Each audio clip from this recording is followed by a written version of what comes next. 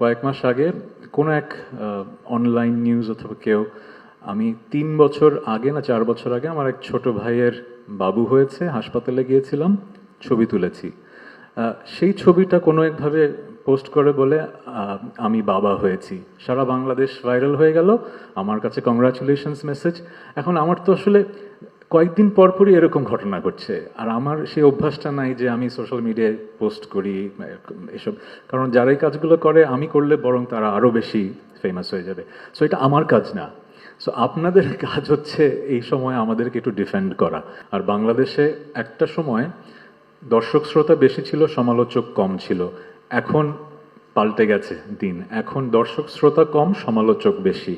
এটা অবশ্য শুধু বাংলাদেশে না, সারা পৃথিবীতেই এটা সোশ্যাল মিডিয়ার কারণে হয়েছে। কারণ সমালোচনা করলেই আসলে কাটতি বেশি, শুধু দর্শক শ্রোতা হলে তো আপনার কোনো কাটতি নেই। সো আমাদের জন্য খুব চিন্তার বিষয় ছিল, আমরা কি আসলে এমন একটা পারফরমেন্স সবাই মিলে দিতে পারবো কিনা যেখানে দর্শক শ্রোতারা ভালোবাসবে, আর যারা সমালোচনা করে আসলে তাদের কাজটা সিদ্ধ করতে চায় তারাও কি ভালো বলবে কিনা। সো যেহেতু পুরো শোতে কোনো সমালোচনা হয়নি এবং শুধু দর্শক শ্রোতারাই আমাদেরকে ভালোবেসেছে, সো আমরা মনে হয় আমরা উতরে গেছি প্রথম সিজন। কিন্তু ভালোভাবে উতরে গেলে যেটা হয়, পরের সিজনের এক্সপেকটেশন বেড়ে যায়। সো আশা করছি এই সিজনে আমরা গত সিজনে যা পারফরমেন্স ছিল তার চেয়েও ভালো পারফর্ম করব।